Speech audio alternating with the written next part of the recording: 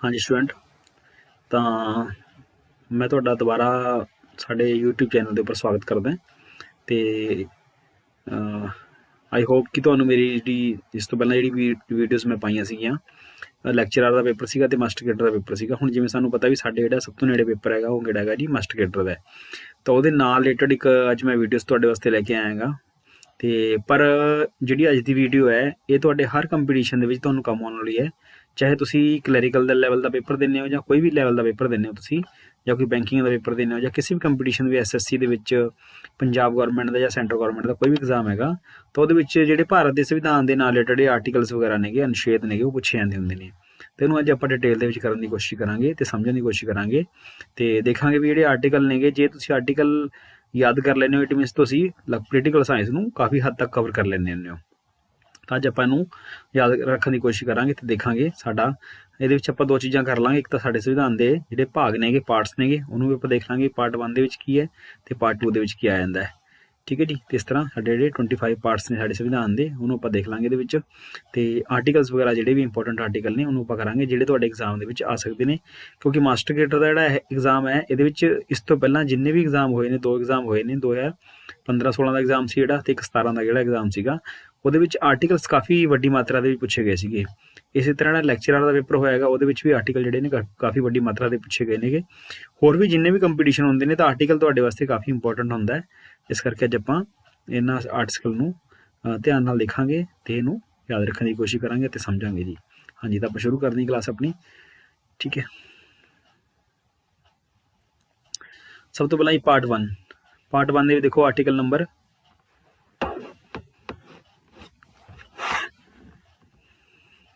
Article 1 ਤੋਂ ਲੈ ਕੇ 4 ਤੱਕ ਇਹਦਾ ਵਰਣਨ ਕੀਤਾ ਗਿਆ ਜੀ ਪਾਰਟ 1 ਦੇ ਵਿੱਚ। ਠੀਕ ਹੈ। ਹੁਣ ਇਹਦੇ ਵਿੱਚ ਸਾਨੂੰ ਸਾਰੇ ਆਰਟੀਕਲ ਯਾਦ ਕਰਨ ਦੀ ਲੋੜ ਨਹੀਂ ਹੈਗੀ, ਸਾਨੂੰ ਸਿਰਫ ਇਹਦੇ ਵਿੱਚ ਸਾਡੇ ਵਾਸਤੇ ਇੰਪੋਰਟੈਂਟ ਜਿਹੜਾ ਆਰਟੀਕਲ ਉਹ ਆਰਟੀਕਲ 1 ਹੈ। ਠੀਕ ਹੈ। ਜਿਹਦੇ ਵਿੱਚ ਕੀ ਕੀਤਾ name and territory of the union. ਠੀਕ ਹੈ। Name and territory of the union ਤੇ ਇਹਦੇ ਵਿੱਚ ਕੀ ਹੈ ਸੰਘ ਅਤੇ ਉਸਦੇ ਰਾਜਾਂ ਦੀ ਗੱਲ ਕੀਤੀ ਗਈ ਹੈ। ਸੰਘ ਅਤੇ ਉਸਦੇ ਰਾਜ। ਸਾਨੂੰ ਪਤਾ ਹੈ ਜੀ ਕਿ 28 ਰਾਜ ਨੇ। ਠੀਕ ਹੈ ਜੀ। ਤੇ ਯੂਨੀਅਨ ਹੁਣ ਇਹਦੇ ਵਿੱਚ ਅਸੀਂ ਯੂਟੀ ਨੇ ਇਹਦੇ ਵਿੱਚ ਨਹੀਂ ਅਸੀਂ ਲੈਂਦੇ ਹੈਗੇ, ਮਤਲਬ ਯੂਟੀ ਨੂੰ ਅਸੀਂ ਕਿਉਂ ਨਹੀਂ ਲੈਂਦੇ ਕਿਉਂਕਿ ਜਿਹੜੇ ਯੂਟੀਜ਼ ਨੇ ਉਹ ਆਟੋਮੈਟਿਕ ਯੂਨੀਅਨ ਦੇ ਵਿੱਚ ਹੀ ਆ ਜਾਂਦੇ ਨੇਗੇ। ਠੀਕ ਹੈ ਜੀ। ਤਾਂ ਸਾਡੇ ਵਾਸਤੇ ਆਰਟੀਕਲ 2 ਨੰਬਰ ਯਾਦ ਕਰਨ ਦੀ ਲੋੜ ਨਹੀਂ ਹੈਗੀ ਸਾਨੂੰ, ਇਹ ਇੰਨਾ ਜ਼ਿਆਦਾ ਇੰਪੋਰਟੈਂਟ ਨਹੀਂ ਹੈਗਾ। ਆਰਟੀਕਲ 1 ਜ਼ਿਆਦਾ ਇੰਪੋਰਟੈਂਟ ਹੈ ਇਹਦੇ ਵਿੱਚ। ਇਸ ਤੋਂ ਬਾਅਦ ਜੀ ਪਾਰਟ 2 ਆਰਟੀਕਲ ਨੰਬਰ 5 ਤੋਂ ਲੈ ਕੇ 11 ਤੱਕ ਇੰਪੋਰਟੈਂਟ ਹੈ। ਠੀਕ ਹੈ ਜੀ। ਇਹਦੇ ਵਿੱਚ ਕੀ ਕੀਤਾ ਗਿਆ ਇਹਦੇ ਵਿੱਚ ਸਿਟੀਜ਼ਨਸ਼ਿਪ ਦੀ ਗੱਲ ਕੀਤੀ ਜਾਂਦੀ ਹੈ, ਵੈਰੀ ਇੰਪੋਰਟੈਂਟ ਹੈ। ਜਿਹੜੀ ਨਾਗਰਿਕਤਾ ਦੀ ਗੱਲ ਕੀਤੀ ਜਾਂਦੀ ਹੈ ਉਹ ਆਰਟੀਕਲ ਨੰਬਰ ਬਹੁਤ ਕੰਪੀਟੀਸ਼ਨ ਜਿਹੜੇ ਹੋਏ ਨੇ ਉਹਦੇ ਵਿੱਚ ਸਿੱਧਾ ਇਹ ਪੁੱਛਿਆ ਗਿਆ ਵੀ ਜਿਹੜਾ ਪਾਰਟ 2 ਹੈ ਉਹ ਕਿਸ ਚੀਜ਼ ਨਾਲ ਸੰਬੰਧਿਤ ਹੈ, ਤਾਂ ਸਿਟੀਜ਼ਨਸ਼ਿਪ ਨਾਲ ਸੰਬੰਧਿਤ ਹੈ ਉਹ, ਜਾਂ ਫਿਰ ਜਿਹੜਾ ਸਿਟੀਜ਼ਨਸ਼ਿਪ ਨਾਲ ਸੰਬੰਧਿਤ ਹੈ ਉਹ ਆਰਟੀਕਲ ਕਿੰਨੇ ਤੋਂ ਕਿੰਨੇ ਆਰਟੀਕਲ ਹੈ, ਤਾਂ 5 ਤੋਂ ਲੈ ਕੇ 11 ਆਰਟੀਕਲ ਜਿਹੜਾ ਇੰਪੋਰਟੈਂਟ ਹੈ। ਇਹਦੇ ਵਿੱਚ ਤੁਹਾਨੂੰ ਆਰਟੀਕਲ 5, 6 ਠੀਕ ਹੈ 7, 8, 9, 10 ਤਾਂ ਇਸ ਤਰ੍ਹਾਂ ਜਿਹੜਾ ਮੈਨੂੰ ਲੱਗਦਾ ਵੀ ਇਹਦੇ ਵਿੱਚੋਂ ਜਿਹੜਾ ਥੋੜ੍ਹਾ ਬਹੁਤ ਇੰਪੋਰਟੈਂਟ ਜਿਹੜਾ ਆਰਟੀਕਲ ਹੋ ਸਕਦਾ ਉਹ ਆਰਟੀਕਲ 11 ਹੋ ਸਕਦਾ ਹੈ ਕਿਉਂਕਿ ਇਹਦੇ ਵਿੱਚ parliament to regulate to the right of citizenship by law, ਮਤਲਬ ਜਿਹੜੀ ਪਾਰਲੀਮੈਂਟ ਹੈਗੀ ਉਹ ਕੀ ਕਰ ਸਕਦੀ ਹੈ ਤੁਹਾਡੇ ਜਿਹੜੀ ਸਿਟੀਜ਼ਨਸ਼ਿਪ ਹੈ ਇਹਨੂੰ ਲਾ ਦੁਆਰਾ ਕੀ ਕਰਦੀ, ਕੰਟਰੋਲ ਕਰਦੀ ਹੈ, ਰੈਗੂਲੇਟ ਕਰਦੀ ਹੈਗੀ। ਠੀਕ ਹੈ। ਤੁਹਾਡੀ ਨਾਗਰਿਕਤਾ ਸੰਬੰਧੀ ਜੋ ਵੀ ਕਾਨੂੰਨ ਵਗੈਰਾ ਬਣਾਇਆ ਜਾਊਗਾ ਉਹ ਕਿਹਦੇ ਦੁਆਰਾ ਬਣਾਇਆ ਜਾਊਗਾ, ਪਾਰਲੀਮੈਂਟ ਦੁਆਰਾ ਬਣਾਇਆ ਜਾਊਗਾ। ਇਹ ਕੁਛ ਹੱਦ ਤੱਕ ਜਿਹੜਾ ਹੋ ਸਕਦਾ ਪਰ ਇੰਨਾ ਜ਼ਿਆਦਾ ਇੰਪੋਰਟੈਂਟ ਅਸੀਂ ਇਹਨੂੰ ਆਰਟੀਕਲ ਨੂੰ ਮੰਨ ਕੇ ਨਹੀਂ ਚੱਲਦੇ ਹੈਗੇ। ਠੀਕ ਹੈ ਜੀ। ਇਸ ਤੋਂ ਬਾਅਦ ਜੀ ਪਾਰਟ ਨੰਬਰ 3 ਆਪਣੇ ਆਪ ਦੇ ਵਿੱਚ ਕਾਫੀ ਇੰਪੋਰਟੈਂਟ ਹੈ। ਇਹਦੇ ਵਿੱਚ ਪੁੱਛਿਆ ਜਾ ਸਕਦਾ ਸਾਡੇ ਜਿਹੜੇ ਫੰਡਾਮੈਂਟਲ ਰਾਈਟਸ ਨੇ ਇਹ ਕਿੰਨੇ ਤੋਂ ਆਰਟੀਕਲ ਤੋਂ ਕਿੰਨੇ ਆਰਟੀਕਲ ਦੇ ਵਿੱਚ ਆ ਜਾਂਦੇ ਨੇ ਜੀ। ਇਹ 12 ਲੈ ਕੇ 35 ਆਰਟੀਕਲ ਦੇ ਵਿੱਚ ਇਹਦੇ ਵਿੱਚ ਸ਼ਾਮਿਲ ਕੀਤੇ ਜਾਂਦੇ ਨੇ, 12 ਤੋਂ ਲੈ ਕੇ 35 ਆਰਟੀਕਲ। ਠੀਕ ਹੈ ਜੀ। ਤਾਂ ਇਹਦੇ ਵਿੱਚ ਜਿਹੜਾ ਆਰਟੀਕਲ ਹੈਗਾ ਉਹ 12 ਇੰਨਾ ਇੰਪੋਰਟੈਂਟ ਨਹੀਂ ਹੈਗਾ। ਇਹਦੇ ਵਿੱਚ ਡੈਫੀਨੇਸ਼ਨ ਦਿੱਤੀ ਗਈ, ਡੈਫੀਨੇਸ਼ਨ ਜਿਹੜੀ ਸਟੇਟ ਦੀ ਡੈਫੀਨੇਸ਼ਨ ਹੈ ਵੀ ਜਿਹੜੀ ਸਟੇਟ ਅਸੀਂ ਕਿਹਨੂੰ ਮੰਨਦੇ ਹਾਂ। ਠੀਕ ਹੈ। ਵੈਸੇ ਤਾਂ ਆਮ ਤੌਰ 'ਤੇ ਅਸੀਂ ਸਟੇਟ ਜਿਹੜਾ ਰਾਜ ਜਿਹੜਾ ਹੈਗਾ, ਠੀਕ ਹੈ, ਜੇ ਪੋਲੀਟੀਕਲ ਸਾਇੰਸ ਦੇ ਅਕੋਰਡਿੰਗ ਦੇਖਿਆ ਜਾਵੇ ਤਾਂ ਰਾਜ ਦੇ ਜਿਹੜੇ 4 ਕੰਸੈਪਟ ਮੰਨੇ 4 ਤੱਤ ਮੰਨੇ ਜਾਂਦੇ ਨੇਗੇ। ਠੀਕ ਹੈ। ਜਿਹਦੇ ਵਿੱਚ ਸਰਕਾਰ ਹੁੰਦੀ ਹੈ। ਠੀਕ ਹੈ। ਜਿਹਦੇ ਕੋਲ ਭੂਮੀ ਹੋਵੇ, ਜਿਹਦੇ ਕੋਲ ਜਨਸੰਖਿਆ ਹੋਵੇ। ਠੀਕ ਹੈ। ਤੇ ਨੰਬਰ 4 ਜਿਹਦੇ ਕੋਲ ਪ੍ਰਭੂਤਾ ਹੋਵੇ, ਪ੍ਰਭੂਤਾ ਸੰਪੰਨ ਹੋਵੇ ਉਹ। ਠੀਕ ਹੈ। ਤੈਨੂੰ ਅਸੀਂ ਰਾਜ ਮੰਨਦੇ ਹਾਂ ਪਰ ਇੱਥੇ ਰਾਜ ਦੀ ਡੈਫੀਨੇਸ਼ਨ ਕੁਛ ਹੋਰ ਹੈ। ਇਹਦੇ ਵਿੱਚ ਕਈ ਜਿਹੜੀਆਂ ਸਾਡੀਆਂ ਆਰਗੇਨਾਈਜੇਸ਼ਨਸ ਹੈਗੀਆਂ ਉਹਨੂੰ ਵੀ ਰਾਜ ਦੀ ਡੈਫੀਨੇਸ਼ਨ ਜਿਹੜੀ ਦਿੱਤੀ ਗਈ ਹੈ ਇਹਦੇ ਵਿੱਚ। ਠੀਕ ਹੈ। 13 ਆਰਟੀਕਲ ਵੀ ਇੰਪੋਰਟੈਂਟ ਨਹੀਂ ਹੈਗਾ ਸਾਡੇ ਵਾਸਤੇ। ਠੀਕ ਹੈ। ਕੰਪੀਟੀਸ਼ਨ ਵਾਸਤੇ ਸਾਡੇ ਪਰ ਤੁਸੀਂ ਯਾਦ ਰੱਖ ਸਕਦੇ ਹੋ, ਠੀਕ ਹੈ। ਇਹਦੇ ਵਿੱਚ ਕੀ ਹੈ ਵੀ ਜੋ ਵੀ ਮੌਲਿਕ ਅਧਿਕਾਰਾਂ ਸੰਬੰਧੀ ਸਾਡੇ ਜੋ ਵੀ ਰੂਲ ਰੈਗੂਲੇਸ਼ਨ ਹੁੰਦੇ ਨੇ ਉਹ ਸਾਡੀ ਸੰਸਦ ਦੁਆਰਾ ਹੀ ਜਿਹੜੇ ਉਹ ਚੇਂਜ ਕੀਤੇ ਜਾਣਗੇ, ਠੀਕ ਹੈ, ਆਰਟੀਕਲ 13 ਦੇ ਵਿੱਚ। ਤੇ ਇਹਨੂੰ ਆਪਾਂ ਬਾਅਦ ਵੀ ਦੇਖ ਲਾਂਗੇ ਅਮੈਂਡਮੈਂਟ ਜਿਹੜੀ ਕੀਤੀ ਗਈ ਸੀਗੀ। ਉਹ ਤਾਂ ਸਾਨੂੰ ਪਤਾ ਵੀ ਜਿਹੜੇ ਸਾਡੇ ਸੰਵਿਧਾਨ ਦੇ ਵਿੱਚ ਕਿੰਨੇ ਮੌਲਿਕ ਅਧਿਕਾਰ ਸ਼ਾਮਲ ਨੇ ਜੀ, ਸਾਡੇ 6 ਮੌਲਿਕ ਅਧਿਕਾਰ ਨੇ ਸਾਡੇ, ਠੀਕ ਹੈ। ਜਦੋਂ ਸਾਡਾ ਬੇਸਿਕ ਸੰਵਿਧਾਨ ਬਣਿਆ ਸੀ ਉਹਦੇ ਵਿੱਚ 7 ਅਧਿਕਾਰ ਸ਼ਾਮਲ ਕੀਤੇ ਗਏ ਸੀਗੇ, ਪਰ ਹੁਣ ਸਾਡੇ ਸੰਵਿਧਾਨ ਦੇ ਵਿੱਚ ਕਿੰਨੇ ਅਧਿਕਾਰ ਨੇ ਜੀ, ਇਹ ਹੁਣ 6 ਨੇਗੇ। ਇੱਕ ਜਿਹੜਾ ਸੰਪत्ति ਦਾ ਅਧਿਕਾਰ ਸੀਗਾ, ਸੰਪत्ति ਦਾ ਅਧਿਕਾਰ ਸੀਗਾ, ਇਹ ਆਰਟੀਕਲ 31 ਤੇ ਆਰਟੀਕਲ 19 ਦੇ ਵਿੱਚ ਵੀ ਸ਼ਾਮਲ ਸੀਗਾ ਇਹ, ਠੀਕ ਹੈ। ਤਾਂ ਇਹਨੂੰ ਖਤਮ ਕੀਤਾ ਗਿਆ ਹੈਗਾ, ਇਹਨੂੰ ਖਤਮ ਕੀਤਾ ਗਿਆ ਸੀ 44 ਅਮੈਂਡਮੈਂਟ, ਇੱਥੇ ਲਿਖਿਆ ਵੀ ਦੇਖੋ 44 ਅਮੈਂਡਮੈਂਟ, ਇਹ 1978 ਦੇ ਵਿੱਚ ਹੋਈ ਸੀਗੀ। ਤਾਂ ਹੁਣ ਇਹਨੂੰ ਕੀ ਕਰ ਦਿੱਤਾ ਗਿਆ ਜੀ, ਇਹਨੂੰ ਆਰਟੀਕਲ 300 ਦੇ ਤਹਿਤ ਕੀ ਬਣਾ ਦਿੱਤਾ ਗਿਆ, ਕਾਨੂੰਨੀ ਅਧਿਕਾਰ ਬਣਾ ਦਿੱਤਾ ਗਿਆ। ਤੇ ਇਹਨੂੰ ਕਿੱਥੇ ਰੱਖਿਆ ਗਿਆ ਜੀ, ਇਹਨੂੰ ਇਹ ਮੌਲਿਕ ਅਧਿਕਾਰ ਨਹੀਂ ਹੈਗਾ, ਹੁਣ ਇਹ ਪਾਰਟ 12 ਦਾ ਹਿੱਸਾ ਹੈਗਾ, ਠੀਕ ਹੈ। ਤਾਂ 300A ਦੇ ਵਿੱਚ ਇਹਨੂੰ ਸ਼ਾਮਲ ਕੀਤਾ ਗਿਆ ਕਾਨੂੰਨੀ ਅਧਿਕਾਰ ਬਣਾ ਕੇ, ਠੀਕ ਹੈ। ਤੇ ਹੁਣ ਸਾਡੇ ਕਿੰਨੇ ਨੇ ਜੀ, ਸਾਡੇ ਅਧਿਕਾਰ ਹੈਗੇ ਨੇ ਮੌਲਿਕ ਅਧਿਕਾਰ ਸਾਡੇ ਜਸਟ 6 ਨੇਗੇ, ਠੀਕ ਹੈ। ਤਾਂ ਇਹਦੇ ਵਿੱਚ ਸਭ ਤੋਂ ਪਹਿਲਾਂ ਆਉਂਦਾ ਜੀ ਦੇਖੋ, ਇਹ ਬਹੁਤ ਇੰਪੋਰਟੈਂਟ ਨੇਗੇ, ਸਾਰੇ ਦੇ ਸਾਰੇ ਆਪਣੇ ਆਪ ਦੇ ਵਿੱਚ ਬਹੁਤ ਇੰਪੋਰਟੈਂਟ ਹੈ, ਠੀਕ ਹੈ। ਇਹ ਸਭ ਤੋਂ ਜ਼ਿਆਦਾ ਮਤਲਬ ਇਹ 100% ਪੋਸੀਬਿਲਿਟੀ ਵਾਲੇ ਕੁਐਸਚਨ ਨੇਗੇ। ਤਾਂ ਇਹਦੇ ਵਿੱਚ ਆਰਟੀਕਲ ਦੇਖੋ 14 ਨੰਬਰ ਆਰਟੀਕਲ ਹੈ ਜਿਹੜਾ ਕਾਫੀ ਇੰਪੋਰਟੈਂਟ ਹੈ, ਇਕੁਅਲਿਟੀ ਬਿਫੋਰ ਦਾ ਲਾ, ਮਤਲਬ ਕਾਨੂੰਨ ਦੇ ਸਾਹਮਣੇ ਸਮਾਨਤਾ ਦਿੱਤੀ ਗਈ ਆਰਟੀਕਲ 14 ਦੇ ਤਹਿਤ। ਆਰਟੀਕਲ 15 ਇੰਪੋਰਟੈਂਟ ਹੈ ਜੀ, prohibition of the discrimination on the ground of religion, race, caste, sex, place of birth, ਮਤਲਬ ਤੁਹਾਡੇ ਨਾਲ ਧਰਮ,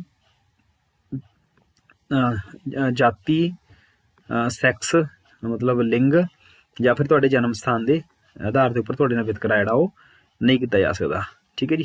ਇਸ ਤਰ੍ਹਾਂ ਆਰਟੀਕਲ ਜਿਹੜਾ 16 ਹੈ ਉਹ ਕਾਫੀ ਇੰਪੋਰਟੈਂਟ ਹੈ। Equality of opportunity in the matters of public employment, ਮਤਲਬ ਜਿਹੜੇ ਸਾਡੀਆਂ ਲੋਕ ਸੇਵਾਵਾਂ ਨੇ ਉਹਦੇ ਵਿੱਚ ਤੁਹਾਡੇ ਨਾਲ ਕਿਸੇ ਵੀ ਆਧਾਰ ਦੇ ਉੱਪਰ ਜਿਹੜੀ ਹੈ ਉਹ ਵਿਤਕਰਾ ਜਿਹੜਾ ਨਹੀਂ ਕੀਤਾ ਜਾ ਸਕਦਾ।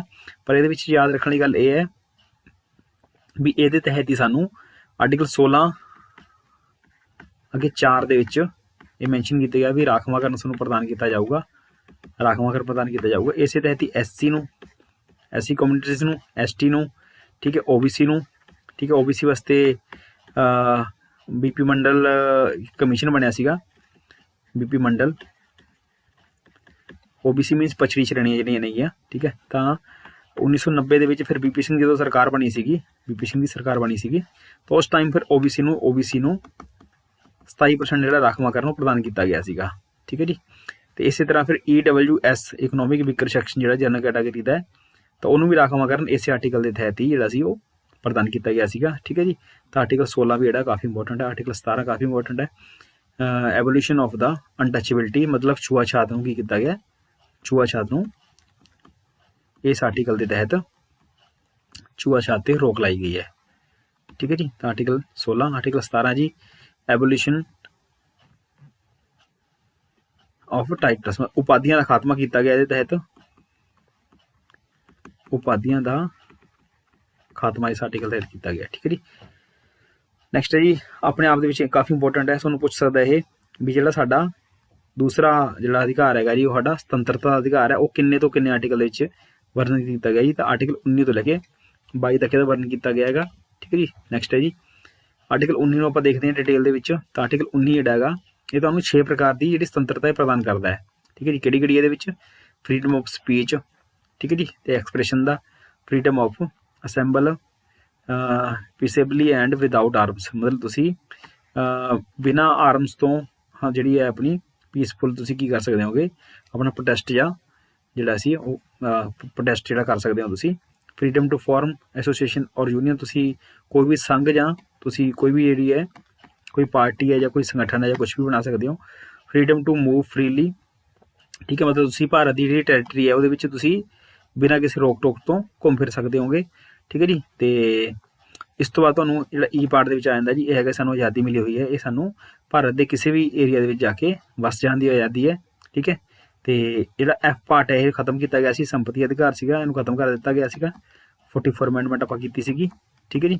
ਤੇ ਜੀ ਪਾਰਟ ਦੇ ਵਿੱਚ ਆ ਜਾਂਦਾ freedom to practise any profession, ਮਤਲਬ ਤੁਸੀਂ ਕਿਸੇ ਵੀ ਆਕੂਪੇਸ਼ਨ ਨੂੰ ਜਿਹੜਾ ਸੀ ਉਹ ਧਾਰਨ ਕਰ ਸਕਦੇ ਹੋ, ਕੋਈ ਵੀ ਵਪਾਰ ਜਿਹੜਾ ਕੋਈ ਬਿਜ਼ਨਸ ਵਗੈਰਾ ਉਹ ਤੁਸੀਂ ਕਰ ਸਕਦੇ ਹੋ। ਤਾਂ 6 ਪ੍ਰਕਾਰ ਦੀ ਤੁਹਾਨੂੰ ਸੁਤੰਤਰਤਾ ਦੇ ਵਿੱਚ ਮਿਲੀ ਹੋਈ ਹੈ। ਇਸ ਤੋਂ ਇਲਾਵਾ समय-समय ਤੇ ਤੁਹਾਨੂੰ ਹੋਰ ਵੀ ਸੁਤੰਤਰਤਾ ਤੁਹਾਨੂੰ ਮਿਲੀ ਹੈ, ਜਿਵੇਂ ਝੰਡਾ ਲਹਿਰਾਉਣ ਦੀ ਆਜ਼ਾਦੀ ਤੁਹਾਨੂੰ ਮਿਲੀ ਹੈ ਜੀ। ਝੰਡਾ ਲਹਿਰਾਉਣ ਦੀ ਆਜ਼ਾਦੀ ਤੁਹਾਨੂੰ ਮਿਲੀ ਹੋਈ ਹੈ ਇਹਦੇ ਵਿੱਚ, ਠੀਕ ਹੈ। ਆਰਟੀ ਐਕਟ ਜਿਹੜਾ ਤੁਹਾਨੂੰ ਇਹਦੇ ਵਿੱਚ ਮਿਲਣਾ, ਚਾਨਣ ਦਾ ਅਧਿਕਾਰ ਤੁਹਾਨੂੰ ਮਿਲਿਆ ਹੋਇਆ, ਸੂਚਨਾ ਅਧਿਕਾਰ ਤੁਹਾਨੂੰ ਮਿਲਿਆ ਹੋਇਆ ਇਹਦੇ ਤਹਿਤ ਹੀ, ਠੀਕ ਹੈ। ਤਾਂ ਇਹ ਸਮੇਂ-ਸਮੇਂ 'ਤੇ ਹੋਰ ਵੀ ਬਹੁਤ ਸਾਰੇ ਅਧਿਕਾਰ ਤੁਹਾਨੂੰ ਇਹਦੇ ਤਹਿਤ ਮਿਲੇ ਜੀ, ਠੀਕ ਹੈ ਜੀ। ਆਰਟੀਕਲ ਜਿਹੜਾ 20 ਹੈ, ਇਹਦੇ ਤਹਿਤ ਹੈ ਜੀ protection in respect of conviction for offences। ਇਹਦਾ ਮਤਲਬ ਹੈ ਜੀ ਵੀ ਦੋਸ਼ ਸਿੱਧੀ ਦੇ ਸੰਬੰਧ ਵਿੱਚ, ਦੋਸ਼ ਸਿੱਧੀ ਦੇ ਸੰਬੰਧ ਵਿੱਚ, ਦੋਸ਼ ਸਿੱਧੀ ਸੰਬੰਧ ਦਾ ਮਤਲਬ ਹੁੰਦਾ ਹੈ ਵੀ ਫੋਰ ਐਗਜ਼ਾਮਪਲ ਜਿਵੇਂ ਇਹ ਆਪਣੇ ਵਾਸਤੇ ਇੰਨਾ ਖੈਰ ਇੰਪੋਰਟੈਂਟ ਆਰਟੀਕਲ ਨਹੀਂ ਹੈਗਾ ਇਹ, ਠੀਕ ਹੈ, ਪਰ ਚਲੋ ਮੈਂ ਤੁਹਾਨੂੰ ਡਿਟੇਲ ਦੇ ਵਿੱਚ ਦੱਸ ਦੇਣਾ। ਫਿਰ ਵੀ ਦੋਸ਼ ਸਿੱਧੀ ਦਾ ਮਤਲਬ ਹੈ ਵੀ ਜਿਸ ਤਰ੍ਹਾਂ ਦਾ ਸਾਡੇ ਦੇਸ਼ ਦੇ ਵਿੱਚ ਕਾਨੂੰਨ ਹੈ, ਹੁਣ ਐਟ ਪ੍ਰੈਜੈਂਟ ਮੰਨ ਲਓ ਕਾਨੂੰਨ ਹੈ ਕੋਈ, ਤਾਂ ਤੁਹਾਨੂੰ ਉਸੇ ਕਾਨੂੰਨ ਦੇ ਅਕੋਰਡਿੰਗ ਹੀ ਸਜ਼ਾ ਮਿਲੂਗੀ, ਨਾ ਕਿ ਕੋਈ ਨਵਾਂ ਕਾਨੂੰਨ ਬਣਾ ਕੇ ਸਜ਼ਾ ਮਿਲੂਗੀ। ਇਹਦੇ ਵਿੱਚ ਹੋਰ ਵੀ ਹੁੰਦਾ ਹੈ ਵੀ ਜੇ ਤੁਹਾਨੂੰ ਇੱਕ ਵਾਰੀ ਸਜ਼ਾ ਮਿਲ ਚੁੱਕੀ ਹੈ ਤਾਂ ਦੁਬਾਰਾ ਤੁਹਾਨੂੰ ਉਸੇ ਜੁਰਮ ਦੀ ਸਜ਼ਾ ਦੁਬਾਰਾ ਨਹੀਂ ਦਿੱਤੀ ਜਾ ਸਕਦੀ। ਤੀਸਰੇ ਵਿੱਚ ਅਸੀਂ ਕਹਿ ਸਕਦੇ ਹਾਂ ਵੀ ਸਾਨੂੰ ਆਪਣੇ ਆਪ ਖੁਦ ਦੇ ਖਿਲਾਫ ਗਵਾਹੀ ਦੇਣ ਦੇ ਲਈ ਮਜਬੂਰ ਜਿਹੜਾ ਉਹ ਨਹੀਂ ਕੀਤਾ ਜਾ ਸਕਦਾ। ਤਿੰਨ ਗੱਲਾਂ ਇਹਦੇ ਵਿੱਚ ਆ ਜਾਂਦੀਆਂ ਨੇਗੀਆਂ। ਸਾਡੇ ਵਾਸਤੇ ਜ਼ਿਆਦਾ ਇੰਪੋਰਟੈਂਟ ਜਿਹੜਾ ਆਰਟੀਕਲ ਹੋਏਗਾ ਜੀ ਆਰਟੀਕਲ 21, ਠੀਕ ਹੈ, protection of life and personal Liberty. ਇਹ ਕਾਫੀ ਇੰਪੋਰਟੈਂਟ ਆਰਟੀਕਲ ਹੈ ਸਾਡੇ ਵਾਸਤੇ। ਹੁਣ ਇਹਦੇ ਵਿੱਚ ਬਹੁਤ ਸਾਰੇ ਇਹਦੇ ਵਿੱਚ ਆਰਟੀਕਲ ਜਿਹੜੇ ਸਬ ਆਰਟੀਕਲ ਵੀ ਇਹਦੇ ਵਿੱਚ ਇੱਕ ਹੈਗਾ ਇੰਪੋਰਟੈਂਟ ਆਰਟੀਕਲ, ਉਹ ਆਰਟੀਕਲ 21A। ਜਿਹੜਾ 21A ਆਰਟੀਕਲ ਉਹ 86 ਅਮੈਂਡਮੈਂਟ ਦੇ ਨਾਲ ਸੰਬੰਧਿਤ ਹੈਗਾ। 86 ਅਮੈਂਡਮੈਂਟ ਦਾ ਕੀ ਕੀਤਾ ਗਿਆ ਸੀਗਾ, ਜਿਹੜੇ 6 ਤੋਂ ਲੈ ਕੇ 14 ਸਾਲ ਦੇ ਜਿਹੜੇ ਬੱਚੇ ਸੀਗੇ ਉਹਨਾਂ ਲਈ ਫ੍ਰੀ ਐਂਡ ਕੰਪਲਸਰੀ ਐਜੂਕੇਸ਼ਨ ਦਾ ਪ੍ਰਬੰਧ ਕੀਤਾ ਗਿਆ ਸੀਗਾ, ਠੀਕ ਹੈ ਜੀ। ਤਾਂ 6 ਤੋਂ ਲੈ ਕੇ ਜਿਹੜੇ 14 ਸਾਲ ਦੇ ਬੱਚੇ ਸੀ ਉਹਨਾਂ ਲਈ ਫ੍ਰੀ ਐਂਡ ਕੰਪਲਸਰੀ ਐਜੂਕੇਸ਼ਨ ਜਿਹੜੀ ਬਣਾਈ ਗਈ ਸੀਗੀ ਉਹ 86 ਅਮੈਂਡਮੈਂਟ 2002 ਦੇ ਵਿੱਚ ਕੀਤਾ ਗਿਆ ਸੀਗਾ। ਤਾਂ ਇਹ ਇਹਦੇ ਵਿੱਚ ਆ ਜਾਂਦਾ, ਇਹ ਕਾਫੀ ਇੰਪੋਰਟੈਂਟ ਆਰਟੀਕਲ ਹੈ ਜੀ, ਕਾਫੀ ਸਾਰੇ ਐਗਜ਼ਾਮ ਦੇ ਵਿੱਚ ਇਹ ਕੁਐਸਚਨ ਜਿਹੜਾ ਪੁੱਛਿਆ ਜਾ ਸਕਦਾ। ਇਸ ਤੋਂ ਇਲਾਵਾ ਸਾਨੂੰ protection of life and personal Liberty ਦੇ ਤਹਿਤ ਹੋਰ ਬਹੁਤ ਸਾਰੀਆਂ ਜਿਹੜੀ ਸਾਨੂੰ ਅਧਿਕਾਰ ਇਹਦੇ ਵਿੱਚ ਸ਼ਾਮਿਲ ਕੀਤੇ ਗਏ ਨੇਗੇ, ਠੀਕ ਹੈ। ਨੈਕਸਟ ਹੈ ਜੀ ਆਰਟੀਕਲ 22 ਜਿਹੜਾ protection against arrest and detention in certain cases. ਮਤਲਬ ਤੁਹਾਨੂੰ ਗ੍ਰਿਫਤਾਰੀ ਦੇ ਸੰਬੰਧ ਵਿੱਚ ਤੁਹਾਨੂੰ ਕੁਝ ਅਧਿਕਾਰ ਤੁਹਾਡੇ ਮਿਲੇ ਹੋਏ ਨੇਗੇ, ਠੀਕ ਹੈ ਜੀ। ਇਹ ਇੰਨਾ ਆਰਟੀਕਲ ਇੰਪੋਰਟੈਂਟ ਜ਼ਿਆਦਾ ਨਹੀਂ ਹੈਗਾ ਜੀ, ਠੀਕ ਹੈ ਜੀ। ਅਗਲੇ ਜਿਹੜੇ 23 ਨੰਬਰ ਤੇ 24 ਨੰਬਰ ਆਰਟੀਕਲ ਨੇ, ਸ਼ੋਸ਼ਣ ਦੇ ਵਿਰੁੱਧ ਅਧਿਕਾਰ ਨੇ ਜਿਹੜਾ, ਇਹ ਤੁਹਾਨੂੰ ਕਾਫੀ ਇੰਪੋਰਟੈਂਟ ਹੈਗਾ। ਇਹ ਸ਼ੋਸ਼ਣ ਦੇ ਵਿਰੁੱਧ ਅਧਿਕਾਰ 2 ਆਰਟੀਕਲ ਨੇ ਜੀ ਇਹਦੇ ਵਿੱਚ, ਠੀਕ ਹੈ। ਇਹ ਇੰਪੋਰਟੈਂਟ ਹੋ ਸਕਦੇ ਨੇ ਆਰਟੀਕਲ 23 ਤੇ ਆਰਟੀਕਲ 24, ਠੀਕ ਹੈ ਜੀ। ਤੇ ਇਹਦੇ ਵਿੱਚ ਮਨੁੱਖੀ ਵਪਾਰ ਤੇ ਫੋਰਸਡ ਲੇਬਰ, ਮਤਲਬ ਤੁਸੀਂ ਕਿਸੇ ਵੀ ਵਿਅਕਤੀ ਨੂੰ ਵੇਚ ਨਹੀਂ ਜਾਂ ਖਰੀਦ ਨਹੀਂ ਸਕਦੇ। ਮਨੁੱਖੀ ਵਪਾਰ, ਮਨੁੱਖੀ ਬਗਾਰ ਤੇ ਮਨੁੱਖੀ ਵਪਾਰ, ਇਹਦੇ ਉੱਪਰ ਰੋਕ ਲਾਈ ਗਈ ਹੈ, ਠੀਕ ਹੈ ਜੀ। ਨਾ ਤਾਂ ਤੁਸੀਂ ਕਿਸੇ ਮਨੁੱਖ ਤੋਂ ਜ਼ਬਰਦਸਤੀ ਬਗਾਰ ਕਰਵਾ ਸਕਦੇ ਹੋ, ਜ਼ਬਰਦਸਤੀ ਉਹ ਤੋਂ ਕੰਮ ਕਰਵਾ ਸਕਦੇ ਹੋ, ਤੇ ਨਾ ਹੀ ਉਹਦਾ ਵਪਾਰ ਕਰ ਸਕਦੇ ਹੋ, ਠੀਕ ਹੈ ਜੀ। ਤੈਨੂੰ ਆਰਟੀਕਲ 23 ਦੇ ਤਹਿਤ ਕੀ ਕੀਤਾ ਗਿਆ, ਰੋਕਿਆ ਗਿਆ ਜੀ। ਆਰਟੀਕਲ ਸਮੇਂ-ਸਮੇਂ ਤੇ ਸਰਕਾਰ ਵੱਲੋਂ ਕਾਨੂੰਨ ਬਣਾਏ ਗਏ ਨੇਗੇ। ਆਰਟੀਕਲ 24 ਹੈ ਜੀ, ਇਹਦੇ ਤਹਿਤ ਕੀ ਕੀਤਾ ਗਿਆ, ਠੀਕ ਹੈ ਜੀ। ਜਿਹੜੇ 14 ਸਾਲ ਤੋਂ ਘੱਟ ਬੱਚੇ ਨੇਗੇ ਉਹਨਾਂ ਨੂੰ ਕੀ ਕੀਤਾ ਗਿਆ, ਉਹਨੂੰ ਫੈਕਟਰੀ ਤੇ ਮਾਈਨਸ ਦੇ ਵਿੱਚ ਮਜ਼ਦੂਰੀ ਕਰਨ ਤੋਂ ਰੋਕਿਆ ਗਿਆ ਹੈਗਾ, ਠੀਕ ਹੈ ਜੀ। ਤਾਂ ਬਾਲ ਮਜ਼ਦੂਰੀ ਦੇ ਉੱਪਰ ਰੋਕ ਲਾਈ ਗਈ ਹੈ, ਬਾਲ ਮਜ਼ਦੂਰੀ ਨੂੰ ਇਹਦੇ ਤਹਿਤ ਰੋਕਿਆ ਗਿਆ ਆਰਟੀਕਲ 24 ਦੇ ਤਹਿਤ, ਠੀਕ ਹੈ ਜੀ। ਤੇ ਕਾਫੀ ਇੰਪੋਰਟੈਂਟ ਆਰਟੀਕਲ ਹੈ। ਨੈਕਸਟ ਹੈ ਜੀ right to freedom of religion. Article 25 ਤੋਂ ਲੈ ਕੇ 28 ਤੱਕ ਇਹਦਾ, ਇਹਨੂੰ ਅਸੀਂ ਕਹਿ ਸਕਦੇ ਹਾਂ ਧਾਰਮਿਕ ਸੁਤੰਤਰਤਾ ਦਾ ਅਧਿਕਾਰ ਸਾਨੂੰ ਮਿਲਿਆ ਹੋਇਆ ਹੈ। ਤਾਂ ਇਹਦੇ ਵਿੱਚ ਕੋਈ ਪਰਟੀਕੁਲਰ ਜਿਹੜਾ ਆਰਟੀਕਲ ਹੈ ਉਹ ਇੰਨਾ ਜ਼ਿਆਦਾ ਇੰਪੋਰਟੈਂਟ ਨਹੀਂ ਹੈਗਾ। 25, 26, 27, 28 ਆਰਟੀਕਲ ਇਹਦੇ ਨਾਲ 4 ਸੰਬੰਧਿਤ ਨੇ ਜੀ ਇਹ, ਠੀਕ ਹੈ। ਤਾਂ ਇਹਨੂੰ ਤੁਸੀਂ ਇਕੱਲੇ ਨੂੰ ਆਰਟੀਕਲ ਨੂੰ ਯਾਦ ਕਰ ਸਕਦੇ ਹੋ ਵੀ 25 ਤੋਂ ਲੈ ਕੇ 28 ਤੱਕ ਇਹਦੇ ਵਿੱਚ ਵਰਣਨ ਕੀਤਾ ਗਿਆ ਹੈਗਾ। ਜਿਹੜੇ ਅਗਲੇ 2 ਆਰਟੀਕਲਸ ਨੇ ਇਹ ਜ਼ਿਆਦਾ ਇੰਪੋਰਟੈਂਟ ਨੇ, ਕਲਚਰਲ ਐਂਡ ਐਜੂਕੇਸ਼ਨਲ ਰਾਈਟਸ, ਠੀਕ ਹੈ ਜੀ। ਇਹ ਹੁਣ ਕਲਚਰਲ ਐਂਡ ਐਜੂਕੇਸ਼ਨ ਜਿਹੜੇ ਰਾਈਟਸ ਨੇ ਕਿਹਨੂੰ ਮਿਲੇ ਹੋਏ ਨੇ ਜੀ, ਇਹ ਮਾਈਨੋਰਟੀਜ਼ ਨੂੰ ਮਿਲੇ ਹੋਏ ਨੇ। ਮਾਈਨੋਰਟੀਜ਼ ਮੀਨਸ ਘੱਟ ਗਿਣਤੀ। ਘੱਟ ਗਿਣਤੀ ਕੌਣ ਜੀ, ਠੀਕ ਹੈ ਜੀ। ਘੱਟ ਗਿਣਤੀ ਦੋ ਪ੍ਰਕਾਰ ਦੇ ਨੇ ਇਹਦੇ ਵਿੱਚ, ਇੱਕ ਤਾਂ ਹੈਗੇ ਨੇ ਲੈਂਗੁਏਜ ਦੇ ਆਧਾਰ ਤੇ, ਇੱਕ ਹੈਗੇ ਨੇ ਜੀ ਰਿਲੀਜਨ ਦੇ ਆਧਾਰ ਤੇ, ਠੀਕ ਹੈ ਜੀ। ਲੈਂਗੁਏਜ ਮੀਨਸ ਮੰਨ ਲਓ ਕੋਈ ਲੈਂਗੁਏਜ ਜਿਹੜੀ ਘੱਟ ਬੋਲੀ ਜਾਂਦੀ ਹੈ ਕਿਸੇ ਏਰੀਆ ਦੇ ਵੀ ਘੱਟ ਹੈਗੀ ਉਹ, ਠੀਕ ਹੈ। ਤਾਂ ਉਸ ਲੈਂਗੁਏਜ ਨੂੰ ਅਸੀਂ ਕੀ ਮੰਨਾਂਗੇ, ਉਹਨੂੰ ਅਸੀਂ ਮਾਈਨੋਰਟੀਜ਼ ਲੈਂਗੁਏਜ ਮੰਨਾਂਗੇ, ਠੀਕ ਹੈ ਜੀ।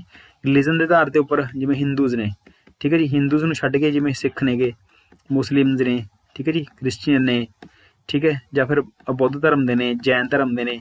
ਤਾਂ ਇਸ ਕਮਿਊਨਿਟੀਜ਼ ਅਸੀਂ ਕੀ, ਇਸ ਧਰਮ ਨੂੰ ਅਸੀਂ ਕੀ ਮੰਨਦੇ ਹਾਂ, ਇਹਨੂੰ ਅਸੀਂ ਮਾਈਨੋਰਟੀਜ਼ ਕਮਿਊਨਿਟੀ ਮੰਨਦੇ ਹੈਗੇ, ਠੀਕ ਹੈ ਜੀ। ਤਾਂ ਇਹਨਾਂ ਨੂੰ, ਠੀਕ ਹੈ ਜੀ, ਤਾਂ ਆਰਟੀਕਲ 29 ਦੇ ਤਹਿਤ ਮਾਈਨੋਰਟੀਜ਼ ਨੂੰ protection of interest of minorities, ਠੀਕ ਹੈ ਜੀ। ਤਾਂ ਇਹਦੇ ਵਿੱਚ ਕੀ ਆ ਜਾਂਦਾ ਵੀ ਜਿਹੜੀਆਂ ਮਾਈਨੋਰਟੀਜ਼ ਕੋਈ ਵੀ ਨੇ ਲੈਂਗੁਏਜ ਦੇ ਆਧਾਰ ਤੇ ਨੇ ਜਾਂ ਫਿਰ ਉਹ ਰਿਲੀਜਨ ਦੇ ਆਧਾਰ ਤੇ ਨੇਗੇ, ਤਾਂ ਉਹ ਆਪਣੀ ਸੰਸਕ੍ਰਿਤੀ, ਆਪਣੀ ਲਿਪੀ ਨੂੰ ਸੰਰੱਖਿਅਤ ਕਰਨ ਦੇ ਲਈ ਜਾਂ ਸੰਰਖਣ ਕਰਨ ਦੇ ਲਈ ਉਹਦਾ ਉਹ ਕੀ ਕਰ ਸਕਦੇ ਨੇ ਜੀ, ਯਤਨ ਕਰ ਸਕਦੇ ਨੇਗੇ। ਠੀਕ ਹੈ, ਤੇ ਆਰਟੀਕਲ 30 ਦੇ ਵਿੱਚ ਆ ਜਾਂਦਾ ਜੀ right of minorities to establish and administrator education institute, ਮਤਲਬ ਜਿਹੜੇ ਮਾਈਨੋਰਟੀਜ਼ ਨੇ ਉਹ ਆਪਣੇ ਜਿਹੜੇ ਇੰਸਟੀਟਿਊਟਸ ਨੇ ਉਹ ਚਲਾ ਸਕਦੇ ਨੇ ਜੀ, ਤੇ ਉਹਨਾਂ ਦਾ ਪ੍ਰਬੰਧ ਕਰ ਸਕਦੇ ਨੇਗੇ, ਐਜੂਕੇਸ਼ਨ ਸੰਸਥਾਵਾਂ ਦੀ ਸਥਾਪਨਾ ਕਰ ਸਕਦੇ ਨੇਗੇ। ਠੀਕ ਹੈ, ਤਾਂ ਇਹ ਕਾਫੀ ਇੰਪੋਰਟੈਂਟ ਨੇ ਦੋਨੇ ਆਰਟੀਕਲ, ਇਹ ਬਹੁਤ ਵਾਰੀ ਐਗਜ਼ਾਮ ਦੇ ਵਿੱਚ ਪੁੱਛੇ ਗਏ ਨੇਗੇ। ਨੈਕਸਟ ਹੈ ਜੀ ਆਰਟੀਕਲ ਨੰਬਰ 32। ਠੀਕ ਹੈ ਜੀ, ਤਾਂ ਇਹਦੇ ਵਿੱਚ ਕੀ ਕੀਤਾ ਗਿਆ, ਇਹ ਹੈਗਾ ਜੀ ਸੰਵਿਧਾਨਿਕ ਉਪਚਾਰਾਂ ਦਾ ਅਧਿਕਾਰ। ਪੰਜਾਬੀ ਦੇ ਵਿੱਚ ਨੂੰ ਬੋਲਦੇ ਅਸੀਂ ਸੰਵਿਧਾਨਿਕ ਉਪਚਾਰਾਂ ਦਾ ਅਧਿਕਾਰ।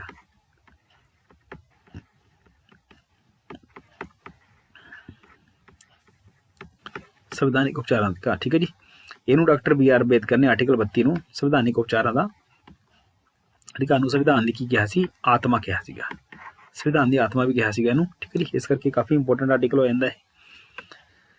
ਠੀਕ ਹੈ, ਤੇ ਇਸ ਤੋਂ ਬਾਅਦ ਆਪਾਂ ਇਹਦੇ ਵਿੱਚ ਦੇਖਦੇ ਹੁੰਦੇ ਹਾਂ ਵੀ ਇਹਦੇ ਤਹਿਤ ਅਸੀਂ ਫਿਰ ਹਾਈ ਕੋਰਟ ਜਾਂ ਸੁਪਰੀਮ ਕੋਰਟ ਜਾ ਸਕਦੇ ਹਾਂ। ਆਰਟੀਕਲ 30 ਦੇ 2 ਦੇ ਤਹਿਤ ਅਸੀਂ ਸੁਪਰੀਮ ਕੋਰਟ ਜਾ ਸਕਦੇ ਹਾਂ, ਤੇ ਆਰਟੀਕਲ 226 ਦੇ ਤਹਿਤ ਅਸੀਂ ਹਾਈ ਕੋਰਟ ਜਾ ਸਕਦੇ ਹਾਂ ਆਪਣੇ ਮੌਲਿਕ ਅਧਿਕਾਰਾਂ ਦੀ ਰੱਖਿਆ ਕਰਨ ਦੇ ਲਈ। ਫਿਰ ਇਸ ਤੋਂ ਬਾਅਦ ਇਹਦੇ ਵਿੱਚ ਰਿਟ ਵੀ ਆ ਜਾਂਦੀਆਂ ਨੇ। ਠੀਕ, 4 ਪ੍ਰਕਾਰ ਦੀ ਰਿਟ ਇਹਦੇ ਵਿੱਚ ਦਿੱਤੀਆਂ ਗਈਆਂ, ਜਿਵੇਂ ਕਿਊ ਵਾਰੰਟੋ ਹੈ, ਕਿਊ ਵਾਰੰਟੋ, ਮੈਂਡੇਮਸ ਹੈ, ਮੈਂਡੇਮਸ ਰਿਟ ਹੈ। ਠੀਕ ਹੈ ਜੀ, ਪ੍ਰੋਹਿਬਿਸ਼ਨ ਰਿਟ ਹੈ, ਸਰਟਿਊਰੈਰੀ ਹੈ।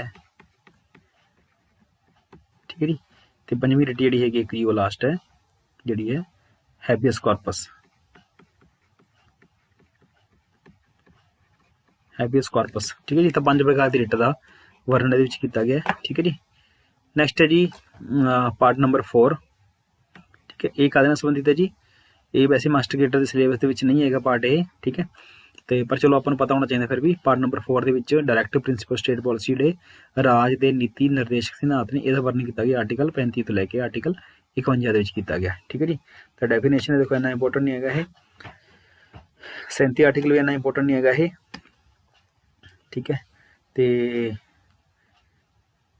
ਇਹ ਵੀ ਇੰਨਾ ਇੰਪੋਰਟੈਂਟ ਆਰਟੀਕਲ ਨਹੀਂ ਹੈਗਾ, ਤੇ ਇਹ ਆਰਟੀਕਲ ਇੰਪੋਰਟੈਂਟ ਸਾਡੇ ਵਾਸਤੇ ਜੇ ਕਿਤੇ ਪੁੱਛਿਆ ਜਾਂਦਾ, ਵੈਸੇ ਚਾਂਸਿਸ ਘੱਟ ਨੇ। ਆਰਟੀਕਲ 40 ਨੂੰ ਯਾਦ ਰੱਖ ਸਕਦੇ ਹੋ ਤੁਸੀਂ, ਆਰਗੇਨਾਈਜੇਸ਼ਨ ਆਫ ਵਿਲੇਜ ਪੰਚਾਇਤ, ਮਤਲਬ ਪੰਚਾਇਤੀ ਰਾਜ ਦਾ ਪ੍ਰਬੰਧ ਦੇ ਵਿੱਚ ਕੀਤਾ ਗਿਆ। ਇਹ ਮਹਾਤਮਾ ਗਾਂਧੀ ਦੀ ਵਿਚਾਰਧਾਰਾ ਦੇ ਅਕੋਰਡਿੰਗ ਸੀਗਾ।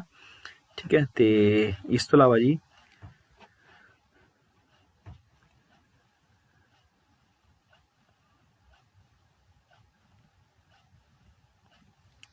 ਆਰਟੀਕਲ 44 ਇੰਪੋਰਟੈਂਟ ਹੋ ਸਕਦਾ ਤੁਹਾਡੇ ਵਾਸਤੇ, ਯੂਨੀਫਾਰਮ ਸਿਵਲ ਕੋਡ। ਠੀਕ ਹੈ, ਤੇ ਗੋਆ ਦੇ ਵਿੱਚ ਐਪਲੀਕੇਬਲ ਹੈ। ਠੀਕ ਹੈ, ਸਿਵਲ ਕੋਡ ਜਿਹੜਾ ਹੈਗਾ, ਤੇ ਇਹ ਇੰਪੋਰਟੈਂਟ ਹੋ ਸਕਦਾ ਹੈਗਾ। ਆਰਟੀਕਲ 45 ਤੁਹਾਡੇ ਵਾਸਤੇ ਇੰਪੋਰਟੈਂਟ ਹੋ ਸਕਦਾ ਹੈਗਾ, ਜਿਹਦੇ ਵਿੱਚ 6 ਤੋਂ 14 ਸਾਲ ਦੇ ਜਿਹੜੇ ਬੱਚੇ ਸੀਗੇ ਉਹਨਾਂ ਲਈ ਫ੍ਰੀ ਐਂਡ ਕੰਪਲਸਰੀ ਐਜੂਕੇਸ਼ਨ ਦਾ ਪ੍ਰਬੰਧ ਕੀਤਾ ਗਿਆ ਸੀਗਾ। ਦੇਖੋ ਡਾਇਰੈਕਟਿਵ ਪ੍ਰਿੰਸੀਪਲ ਸਟੇਟ ਪਾਲਿਸੀ ਦੇ ਵਿੱਚ ਵੀ ਆ ਜਾਂਦਾ ਇਹ। ਠੀਕ ਹੈ, ਤੇ ਇੱਕ promotion of education and economic interest of scheduled castes and scheduled tribes and OBC। ਠੀਕ ਹੈ, ਤਾਂ ਇਹ ਵੀ ਇੰਪੋਰਟੈਂਟ ਹੋ ਸਕਦਾ ਹੈਗਾ। ਤੇ ਆਰਟੀਕਲ 47 ਇੰਨਾ ਇੰਪੋਰਟੈਂਟ ਨਹੀਂ ਹੈਗਾ। ਆਰਟੀਕਲ 48 ਇੰਪੋਰਟੈਂਟ ਹੋ ਸਕਦਾ ਹੈਗਾ, ਤੇ organisation of agriculture and animal husbandry. ਠੀਕ ਹੈ, ਇਹਨਾਂ ਦੇ ਵਿੱਚ ਸਭ ਤੋਂ ਜ਼ਿਆਦਾ ਇੰਪੋਰਟੈਂਟ ਆਰਟੀਕਲ ਹੋ ਸਕਦੇ ਨੇ ਉਹ ਆਰਟੀਕਲ 49, ਆਰਟੀਕਲ 50 ਤੇ ਆਰਟੀਕਲ 51 ਹੋ ਸਕਦੇ ਆ। ਠੀਕ ਹੈ ਜੀ, ਤੇ ਇਹਦੇ ਵਿੱਚ ਕੀ ਤੇ ਹੈ ਵੀ ਪ੍ਰੋਟੈਕਸ਼ਨ ਆਫ ਜਿਹੜੇ ਸਾਡੇ ਮੇਨ ਜਿਹੜੇ ਪਲੇਸਿਸ ਨੇ ਤੇ ਆਬਜੈਕਟ ਆਫ ਨੈਚੁਰਲ ਇੰਪੋਰਟੈਂਸ ਨੇ ਜਿਹੜੇ, ਠੀਕ ਹੈ, ਮਤਲਬ ਕੁਦਰਤੀ ਤੇ ਜਿਹੜੇ ਸਾਡੇ ਹਿਸਟੋਰੀਕਲ ਪਲੇਸ ਨੇ ਜਾਂ ਜਿਹੜੀਆਂ ਸਾਡੀਆਂ ਇੰਪੋਰਟੈਂਟ ਜਿਹੜੀ ਜਗ੍ਹਾ ਨੇਗੀਆਂ ਉਹਨਾਂ ਦਾ ਸੰਰਖਣ ਕਰਨਾ ਹੈ। ਠੀਕ ਹੈ ਜੀ, ਇਹ ਸਰਕਾਰ ਦੀ ਜ਼ਿੰਮੇਵਾਰੀ ਸੰਰਖਣ ਕਰੇ ਉਹਦਾ। ਤੇ ਆਰਟੀਕਲ 50 ਦੇ ਵਿੱਚ ਕੀ ਕੀਤਾ ਗਿਆ, separation of judiciary from the executive, ਮਤਲਬ ਕਾਰਜਪਾਲਿਕਾ ਨੂੰ ਕੀ ਕੀਤਾ ਗਿਆ ਹੈਗਾ, ਉਹ ਜਿਹੜੀ ਨਿਆਂਪਾਲਿਕਾ ਤੋਂ ਅਲੱਗ ਕੀਤਾ ਗਿਆ ਹੈ। ਤੇ ਨੈਕਸਟ ਹੈ ਜੀ ਆਰਟੀਕਲ 51 ਜਿਹੜਾ ਹੈ promotion of international piece and security, ਅੰਤਰਰਾਸ਼ਟਰੀ ਸ਼ਾਂਤੀ ਦੇ ਲਈ ਅਸੀਂ ਕੀ ਕਰਾਂਗੇ, ਯਤਨ ਕਰਾਂਗੇ, ਤਾਂ ਇਹਦਾ ਪ੍ਰਬੰਧ ਕੀਤਾ ਗਿਆ ਜੀ ਆਰਟੀਕਲ 51 ਦੇ ਵਿੱਚ। ਠੀਕ ਹੈ, ਤਾਂ ਇਹ 4-5 ਆਰਟੀਕਲ ਇਹਦੇ ਵਿੱਚ ਇੰਪੋਰਟੈਂਟ ਹੋ ਜਾਂਦੇ ਨੇਗੇ। ਨੈਕਸਟ ਹੈ ਇਹਦੇ ਵਿੱਚ ਪਾਰਟ 4A, ਇਹ ਵੈਰੀ ਇੰਪੋਰਟੈਂਟ ਹੈ। ਠੀਕ ਹੈ ਜੀ, ਇਹਦੇ ਵਿੱਚ ਕੀਤਾ ਗਿਆ ਫੰਡਾਮੈਂਟਲ ਡਿਊਟੀਜ਼ ਦਾ ਪ੍ਰਬੰਧ ਕੀਤਾ ਗਿਆ। ਇਹਦੇ ਵਿੱਚ ਦਿੱਤੀਆਂ ਗਈਆਂ ਸਾਨੂੰ ਫੰਡਾਮੈਂਟਲ ਡਿਊਟੀਜ਼। ਠੀਕ ਹੈ, ਤੇ ਆਰਟੀਕਲ ਜਿਹੜਾ ਹੈਗਾ ਉਹ 51A ਦੇ ਵਿੱਚ ਆਉਂਦਾ ਹੈ, ਫੰਡਾਮੈਂਟਲ ਡਿਊਟੀਜ਼ ਸਾਡੀਆਂ। ਤੇ ਇਹ ਸਾਡੇ ਸੰਵਿਧਾਨ ਦੇ ਵਿੱਚ ਪਹਿਲਾਂ ਨਹੀਂ ਸੀਗੀਆਂ, ਇਹਨੂੰ ਸ਼ਾਮਿਲ ਕੀਤਾ ਗਿਆ ਸੀ 42 ਅਮੈਂਡਮੈਂਟ ਦੇ ਤਹਿਤ 1976 ਦੇ ਵਿੱਚ। ਪਹਿਲਾਂ ਇਹ 10 ਸੀਗੀਆਂ, ਹੁਣ ਸਾਡੇ ਇਹ ਸੰਵਿਧਾਨ ਦੇ ਵਿੱਚ 11 ਨੇਗੀਆਂ। ਇੱਕ ਸਾਨੂੰ ਪਤਾ ਵੀ ਜਿਹੜੀ 86 ਅਮੈਂਡਮੈਂਟ ਦੇ ਤਹਿਤ 2002 ਦੇ ਵਿੱਚ ਸ਼ਾਮਿਲ ਕੀਤੀ ਗਈ ਸੀਗੀ, ਤਾਂ ਉਹ 6 ਤੋਂ ਲੈ ਕੇ 14 ਸਾਲ ਦੇ ਜਿਹੜੇ ਬੱਚੇ ਨੇ ਉਹਨਾਂ ਲਈ ਫ੍ਰੀ ਐਂਡ ਕੰਪਲਸਰੀ ਐਜੂਕੇਸ਼ਨ ਦਾ ਪ੍ਰਬੰਧ ਕੀਤਾ ਗਿਆ ਸੀ, ਫ੍ਰੀ ਐਂਡ ਕੰਪਲਸਰੀ ਐਜੂਕੇਸ਼ਨ ਦਾ। ਠੀਕ ਹੈ ਜੀ, ਤੇ ਜਿਵੇਂ ਅਸੀਂ ਰਾਸ਼ਟਰੀ ਝੰਡੇ ਦਾ, ਰਾਸ਼ਟਰੀ ਗੀਤ ਦਾ, ਰਾਸ਼ਟਰੀ ਜਿਹੜੀਆਂ ਸਾਡੇ ਆਦਰਸ਼ ਨੇ ਉਹਨਾਂ ਦਾ ਸਨਮਾਨ ਕਰਾਂਗੇ ਅਸੀਂ, ਹੈ ਨਾ। ਠੀਕ ਹੈ ਜੀ। ਤੇ ਨੈਕਸਟ ਹੈ ਜੀ ਪਾਰਟ ਨੰਬਰ 5 ਯੂਨੀਅਨ ਦੇ ਨਾਲ ਸੰਬੰਧਿਤ, ਸੰਘ ਦੇ ਨਾਲ ਸੰਬੰਧਿਤ ਹੈ।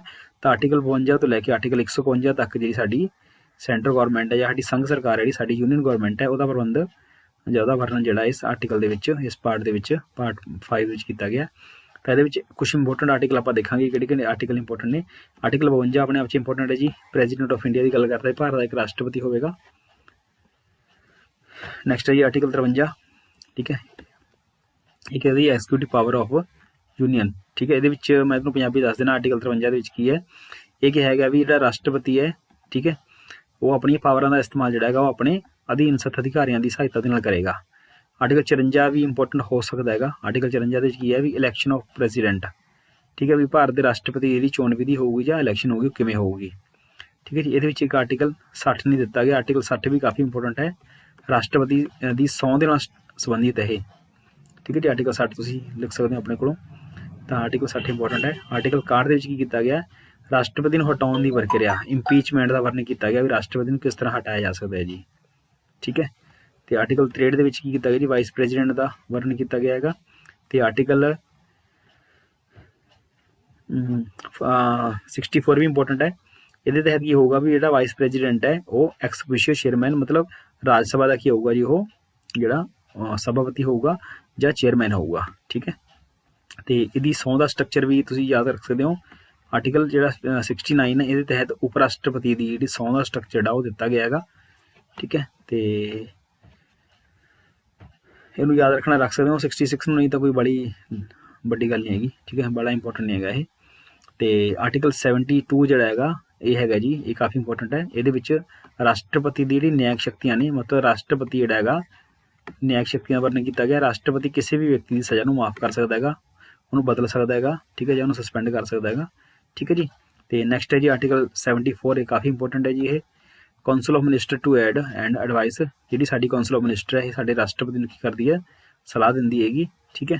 ਤੇ ਇਹਦੇ ਵਿੱਚ ਇੱਕ ਆਰਟੀਕਲ 75 ਵੀ ਇੰਪੋਰਟੈਂਟ ਹੈ। 75 ਆਰਟੀਕਲ ਦੇ ਤਹਿਤ ਹੈ ਵੀ ਜਿਹੜੇ ਸਾਡੇ ਮੰਤਰੀ ਨੇ, ਸਾਡੇ ਪ੍ਰਧਾਨ ਮੰਤਰੀ ਨੇ, ਠੀਕ ਹੈ ਜੀ, ਇਹਦੀ ਅਪੁਆਇੰਟਮੈਂਟ ਕੌਣ ਕਰੂਗਾ, ਪ੍ਰਧਾਨ ਮੰਤਰੀ ਤੇ ਉਹਦੇ ਮੰਤਰੀ ਜਿਹੜੇ ਨੇ, ਉਹਦੀ ਅਪੁਆਇੰਟਮੈਂਟ ਜਿਹੜੀ ਕੀਤੀ ਜਾਂਦੀ ਹੈ ਉਹ ਭਾਰਤ ਦੇ ਰਾਸ਼ਟਰਪਤੀ ਵੱਲੋਂ ਕੀਤੀ ਜਾਂਦੀ ਹੈ। ਠੀਕ ਹੈ। ਤੇ ਇੰਪੋਰਟੈਂਟ ਹੈ ਜੀ। ਇਹ ਆਰਟੀਕਲ 76 ਵੀ ਇੰਪੋਰਟੈਂਟ ਹੈ। ਅਟਾਰਨੀ ਜਨਰਲ ਦਾ ਵਰਣਨ ਕੀਤਾ ਗਿਆ ਸਾਡੇ ਸੰਵਿਧਾਨ ਦੇ ਵਿੱਚ, ਅਟਾਰਨੀ ਜਨਰਲ। ਠੀਕ ਹੈ ਜੀ, ਸੰਵਿਧਾਨਿਕ ਅਹੁਦਾ ਅਟਾਰਨੀ ਜਨਰਲ ਦਾ। ਠੀਕ ਹੈ। ਤੇ ਇਸ ਤੋਂ ਬਾਅਦ ਇੰਪੋਰਟੈਂਟ ਆਰਟੀਕਲ 79 ਵੀ ਆ ਗਿਆ। ਇਹਦੇ ਵਿੱਚ ਪਾਰਲੀਮੈਂਟ ਦਾ ਵਰਣਨ ਕੀਤਾ ਗਿਆ ਹੈਗਾ, ਸਾਡੀ ਸੰਸਦ ਕਿਸ ਤਰ੍ਹਾਂ ਦੀ ਹੋਊਗੀ। ਸਾਨੂੰ ਪਤਾ ਵੀ ਸਾਡੀ ਜਿਹੜੀ ਸੰਸਦ ਹੈਗੀ ਇਹ ਸਾਡੇ ਲੋਕ ਸਭਾ ਪਲੱਸ ਰਾਜ ਸਭਾ ਪਲੱਸ ਰਾਸ਼ਟਰਪਤੀ ਤੋਂ ਮਿਲ ਕੇ ਬਣਦੀ ਹੈ। ਠੀਕ ਹੈ ਜੀ। ਤੇ ਆਰਟੀਕਲ 80 ਦੇ ਵਿੱਚ ਇਕੱਲੀ ਰਾਜ ਸਭਾ ਦਾ ਵਰਣਨ ਕੀਤਾ ਗਿਆ। ਤੇ ਆਰਟੀਕਲ 81 ਦੇ ਵਿੱਚ ਕੀ ਕੀਤਾ ਗਿਆ ਜੀ, ਲੋਕ ਸਭਾ ਦਾ ਵਰਣਨ ਕੀਤਾ ਗਿਆ ਹੈਗਾ। ਠੀਕ ਹੈ। ਇੱਕ ਆਰਟੀਕਲ 82 ਵੀ ਇੰਪੋਰਟੈਂਟ ਹੈ। ਠੀਕ ਹੈ ਜੀ। ਤੇ ਉਹ ਆਰਟੀਕਲ ਜਿਹੜਾ 82 ਹੈ ਇਹਦੇ ਵਿੱਚ ਪਰਿਸੀਮਨ ਆਯੋਗ, ਪਰਿਸੀਮਨ ਆਯੋਗ ਮਤਲਬ ਹਰ 10 ਸਾਲਾਂ ਬਾਅਦ ਪਰਿਸੀਮਨ ਆਯੋਗ ਦੀ ਸਟੈਬਲਿਸ਼ਮੈਂਟ ਕੀਤੀ ਜਾਣੀ ਸੀਗੀ। ਠੀਕ ਹੈ ਜੀ। ਲਾਸਟ ਜਿਹੜਾ ਪਰਿਸੀਮਨ ਆਯੋਗ ਬਣਿਆ ਸੀ 2002 ਦੇ ਵਿੱਚ ਬਣਿਆ ਸੀ, ਜਸਟਿਸ ਕੁਲਦੀਪ ਸਿੰਘ ਦੀ ਅਗਵਾਈ ਦੇ ਵਿੱਚ। ਠੀਕ ਹੈ ਜੀ। ਤੇ ਇਹ ਆਰਟੀਕਲ ਇੰਨਾ ਇੰਪੋਰਟੈਂਟ ਨਹੀਂ ਹੈਗਾ। ਇਸ ਤੋਂ ਬਾਅਦ ਜੀ ਸਪੀਕਰ ਐਂਡ ਡਿਪਟੀ ਸਪੀਕਰ ਵੀ ਹੋ ਸਕਦਾ ਹੈਗਾ। ਠੀਕ ਹੈ ਜੀ। ਇੰਨਾ ਪਰ ਇੰਨਾ ਇੰਪੋਰਟੈਂਟ ਨਹੀਂ, ਚਲੋ ਫਿਰ ਵੀ ਇੰਪੋਰਟੈਂਟ ਹੋ ਸਕਦਾ ਹੈ ਜੀ। ਠੀਕ ਹੈ ਜੀ। ਤੇ ਕੁਝ ਸਪੈਸ਼ਲ ਪਾਵਰ ਜਿਹੜੀਆਂ ਮਿਲੀਆਂ ਹੋਈਆਂ ਨੇ ਆਰਟੀਕਲ 105 ਦੇ ਤਹਿਤ, ਜਿਹੜੇ MLAs ਵਗੈਰਾ ਨੇਗੇ ਉਹਨਾਂ ਨੂੰ, MPs ਵਗੈਰਾ ਉਹਨਾਂ ਨੂੰ ਮਿਲੀਆਂ ਹੋਈਆਂ ਨੇਗੀਆਂ। ਠੀਕ ਹੈ। ਤੇ ਇਹਦੇ ਵਿੱਚ ਇੱਕ ਆਰਟੀਕਲ 108 ਵੀ ਹੈ। 108 ਆਰਟੀਕਲ ਦੇ ਤਹਿਤ ਜਿਹੜਾ ਜੁਆਇੰਟ ਸੈਸ਼ਨ ਬੁਲਾਇਆ ਜਾਂਦਾ ਹੈ, ਜੁਆਇੰਟ ਸੈਸ਼ਨ, ਇਹ ਇੰਪੋਰਟੈਂਟ ਆਰਟੀਕਲ ਹੈ ਜੀ ਜੁਆਇੰਟ ਸੈਸ਼ਨ ਦਾ। ਠੀਕ ਹੈ। ਤਾਂ ਇਹਨੂੰ ਤੁਸੀਂ ਨੋਟ ਕਰ ਸਕਦੇ ਹੋਗੇ। ਤੇ ਇੱਕ ਆਰਟੀਕਲ ਵੈਰੀ ਇੰਪੋਰਟੈਂਟ ਆਰਟੀਕਲ ਜਿਹੜਾ ਜੀ ਇਹ ਹੈਗਾ ਜੀ ਸਾਡਾ ਮਨੀ ਬਿੱਲ ਦੇ ਨਾਲ ਸੰਬੰਧਿਤ, ਵੈਰੀ ਇੰਪੋਰਟੈਂਟ ਆਰਟੀਕਲ ਹੈ।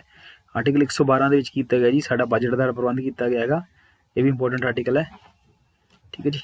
ਤੇ ਇਸ ਤੋਂ ਆਰਟੀਕਲ ਆ ਗਿਆ ਜੀ 123 ਆਰਟੀਕਲ, ਵੈਰੀ ਇੰਪੋਰਟੈਂਟ ਹੈ। ਠੀਕ ਹੈ ਜੀ। ਤਾਂ ਇਹ ਜਿਹੜੀ ਰਾਸ਼ਟਰਪਤੀ ਦੀ ਇੱਕ ਪਾਵਰ ਹੈਗੀ, ਆਰਡੀਨੈਂਸ ਦੀ ਪਾਵਰ ਹੈ। ਠੀਕ ਹੈ, ਇਹਦੇ ਬਾਰੇ ਗੱਲ ਕਰਦਾ ਆਰਡੀਨੈਂਸ ਬਾਰੇ। ਠੀਕ ਹੈ। Next important very article important ਜਿਹੜਾ 124 ਆਰਟੀਕਲ ਹੈ, establishment of supreme court, supreme court ਦੀ ਸਥਾਪਨਾ ਦੀ ਗੱਲ ਕਰਦਾ ਜੀ ਇਹ। ਠੀਕ ਹੈ। ਤੇ ਇੱਕ ਇਹਦੇ ਵਿੱਚ ਐਕਟਿੰਗ ਜਿਹੜਾ ਚੀਫ ਜਸਟਿਸ ਹੈ ਇਹ ਵੀ ਇੰਪੋਰਟੈਂਟ ਹੋ ਸਕਦਾ ਹੈਗਾ। ਐਡਹੌਕ ਜੱਜ ਸਿਰਫ ਸੁਪਰੀਮ ਕੋਰਟ ਦੇ ਵਿੱਚ ਹੀ ਹੁੰਦੇ ਨੇ ਐਡਹੌਕ ਜੱਜ। ਠੀਕ ਹੈ। ਤਾਂ ਇਹ ਵੀ ਇੰਪੋਰਟੈਂਟ ਹੋ ਸਕਦਾ ਤੁਹਾਡੇ ਵਾਸਤੇ ਵੀ ਜਿਹੜੇ ਐਡਹੌਕ ਜੱਜ ਨੇ ਇਹ ਕਿਸ ਆਰਟੀਕਲ ਦੇ ਤਹਿਤ ਸੁਪਰੀਮ ਕੋਰਟ ਦੇ ਵਿੱਚ ਅਪੁਆਇੰਟਮੈਂਟ ਕੀਤੇ ਜਾਂਦੇ ਨੇ। ਤੇ ਇੱਕ ਐਕਟਿੰਗ ਜਿਹੜਾ ਚੀਫ ਜਸਟਿਸ ਹੈ, ਜਦੋਂ ਚੀਫ ਜਸਟਿਸ ਨਹੀਂ ਹੁੰਦਾ ਤਾਂ ਉਹਦੀ ਥਾਂ ਤੇ ਕੋਈ ਜਿਹੜਾ ਸੀਨੀਅਰ ਜੱਜ ਉਹ ਕੰਮ ਕਰਦਾ, ਜਿਹਦਾ ਉਹ ਆਰਟੀਕਲ 126 ਦੇ ਤਹਿਤ ਕੰਮ ਕਰਦਾ ਹੈ। ਠੀਕ ਹੈ ਜੀ। ਇਸ ਤੋਂ ਬਾਅਦ ਜਿਹੜਾ ਆਰਟੀਕਲ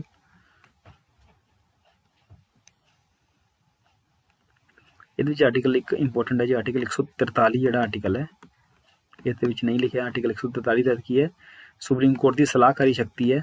ਸਲਾਹਕਾਰੀ ਮਤਲਬ ਸੁਪਰੀਮ ਕੋਰਟ ਜਿਹੜੀ ਹੈ ਰਾਸ਼ਟਰਪਤੀ ਨੂੰ ਸਲਾਹ ਦੇ ਸਕਦੀ ਹੈ, ਪਰ ਇਸ ਸਲਾਹ ਨੂੰ ਮੰਨਣਾ ਜਾਂ ਨਾ ਮੰਨਣਾ ਰਾਸ਼ਟਰਪਤੀ ਦੇ ਉੱਪਰ ਡਿਪੈਂਡ ਕਰਦਾ, ਇਸ ਕਰਕੇ ਠੀਕ ਹੈ ਜੀ, ਇਹ ਇੰਪੋਰਟੈਂਟ ਹੈਗਾ। ਤੇ ਆਰਟੀਕਲ 148 ਵੀ ਇੰਪੋਰਟੈਂਟ ਹੈ, ਜਿਹਦੇ ਵਿੱਚ comptroller and auditor general of India ਦੀ ਗੱਲ ਕੀਤੀ, ਕੈਗ ਦੀ ਗੱਲ ਕੀਤੀ ਗਈ ਹੈ। ਠੀਕ ਹੈ, ਤਾਂ ਵੈਸੇ 148 ਤੋਂ ਲੈ ਕੇ 151 ਤੱਕ ਇਹਦਾ ਵਰਣਨ ਕੀਤਾ ਜਾਂਦਾ ਹੈ, ਕੈਗ ਦਾ, ਕੈਗ। ਠੀਕ ਹੈ ਜੀ, ਕੈਗ ਦਾ ਵਰਣਨ ਤੁਸੀਂ ਯਾਦ ਰੱਖਿਓ 148 ਤਹਿਤ ਇਹ ਸੰਵਿਧਾਨਿਕ ਸੰਸਥਾ ਹੈ ਇੱਕ। ਠੀਕ ਹੈ ਜੀ। ਨੈਕਸਟ ਆ ਜਾਂਦਾ ਜੀ ਆਰਟੀਕਲ ਵੈਰੀ ਇੰਪੋਰਟੈਂਟ ਜਿਹੜਾ ਆਰਟੀਕਲ 153 ਗਵਰਨਰ ਆਫ ਸਟੇਟ ਦੀ ਗੱਲ ਕਰਦਾ ਇਹ। ਠੀਕ ਹੈ, ਗਵਰਨਰ ਆਫ ਸਟੇਟ ਦੀ ਗੱਲ ਕਰਦਾ ਹੈ। ਠੀਕ ਹੈ, ਤੇ 155 ਆਰਟੀਕਲ ਦੇ ਤਹਿਤ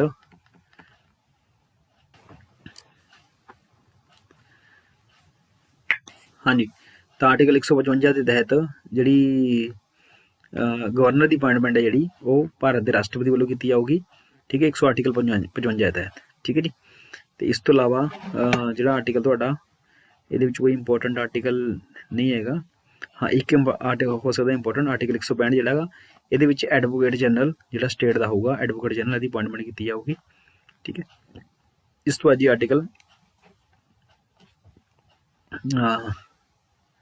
213 ਆਰਟੀਕਲ ਇੰਪੋਰਟੈਂਟ ਹੈ। ਇਹਦੇ ਵਿੱਚ ਜਿਹੜੀ ਆਰਡੀਨੈਂਸ ਦੀ ਪਾਵਰ ਹੈ, ਗਵਰਨਰ ਦੀ ਆਰਡੀਨੈਂਸ ਪਾਵਰ ਹੈ ਜਿਹੜੀ, ਇਹਦਾ ਵਰਣਨ ਕੀਤਾ ਗਿਆ ਜੀ। ਤੇ ਆਰਟੀਕਲ 214 ਇੰਪੋਰਟੈਂਟ ਹੈ, ਹਾਈ ਕੋਰਟ ਜਿਹੜੀ ਸਟੇਟ ਦੀ ਹੋਣੀ ਹੈ ਇਹਦਾ ਵਰਣਨ ਕੀਤਾ ਗਿਆ ਹੈਗਾ। ਤੇ 226 ਆਰਟੀਕਲ ਦੇ ਤਹਿਤ ਜਿਹੜੀ ਹੈ power of high court to issue certain writ, ਜਿਹੜੀ ਰਿਟ ਜਾਰੀ ਕਰਦੀ ਹੈ 226 ਆਰਟੀਕਲ ਦੇ ਤਹਿਤ ਮੌਲਿਕ ਅਧਿਕਾਰਾਂ ਸੰਬੰਧੀ ਰਿਟ ਜਿਹੜੀ ਹੈ, ਜਾਂ ਕੋਈ ਕਿਸੇ ਪ੍ਰਕਾਰ ਦੀ ਰਿਟ ਜਿਹੜੀ ਹੈ ਸੁਪਰੀਮ ਕੋਰਟ ਹਾਈ ਕੋਰਟ ਜਿਹੜੀ ਜਾਰੀ ਕਰ ਸਕਦੀ ਹੈ।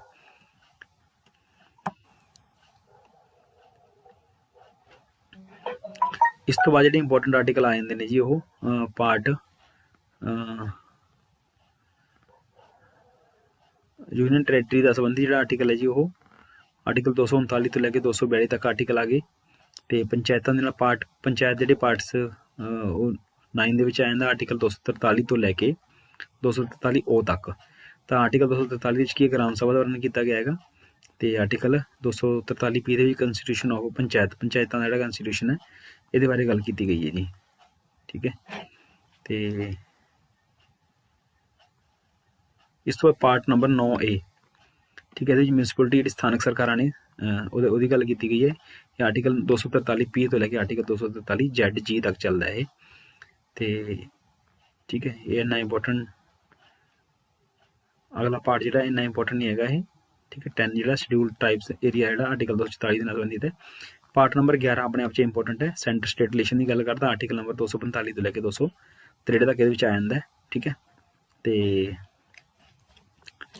ਇੱਕ ਆਰਟੀਕਲ 266 ਵੀ ਇੰਪੋਰਟੈਂਟ ਹੈ। ਇਹਦੇ ਵਿੱਚ ਕੰਸੋਲੀਡੇਟਡ ਫੰਡ ਤੇ ਜਿਹੜਾ ਪਬਲਿਕ ਅਕਾਊਂਟ ਫੰਡ ਦੀ ਗੱਲ ਕੀਤੀ ਜਾਂਦੀ ਹੈ। ਆਰਟੀਕਲ 267 ਵੀ ਇੰਪੋਰਟੈਂਟ ਹੈ, ਕੰਸਲਟੈਂਸੀ ਫੰਡ ਆਫ ਇੰਡੀਆ ਦੀ ਗੱਲ ਕੀਤੀ ਜਾਂਦੀ ਹੈ। ਆਰਟੀਕਲ 280 ਕਾਫੀ ਇੰਪੋਰਟੈਂਟ ਹੈ, ਫਾਈਨੈਂਸ ਕਮਿਸ਼ਨ ਦੀ ਗੱਲ ਕੀਤੀ ਜਾਂਦੀ ਹੈ। ਤੇ ਆਰਟੀਕਲ ਜਿਹੜਾ 300A ਹੈ ਤਾਂ ਇਹ ਰਾਈਟ ਟੂ ਪ੍ਰੋਪਰਟੀ ਦੀ ਗੱਲ ਕਰਦਾ, ਰਾਈਟ ਟੂ ਜਿਹੜਾ ਸੰਪਤੀ ਅਧਿਕਾਰ ਹੈਗਾ, ਸਾਨੂੰ ਪਤਾ ਵੀ ਇਹ ਕਾਨੂੰਨੀ ਅਧਿਕਾਰ ਬਣਾਇਆ ਗਿਆ ਸੀਗਾ ਤੇ ਇਹਦੀ ਗੱਲ ਕਰਦਾ ਜੀ ਇਹ। ਠੀਕ ਹੈ, ਇਸ ਤੋਂ ਆਰਟੀਕਲ 312 ਵੀ ਇੰਪੋਰਟੈਂਟ ਹੈ, ਆਲ ਇੰਡੀਆ ਸਰਵਿਸ ਦੀ ਗੱਲ ਕਰਦਾ। ਸਾਨੂੰ ਪਤਾ ਵੀ ਆਲ ਇੰਡੀਆ ਸਰਵਿਸ ਜਿਹੜੀਆਂ ਨੇ IAS IPS ਤੇ IFS ਇਹ ਤਿੰਨ ਆਲ ਇੰਡੀਆ ਸਰਵਿਸ ਨੇ। ਠੀਕ ਹੈ, ਤਾਂ ਇਹਦੀ ਗੱਲ ਕਰਦਾ ਇਹ। ਤੇ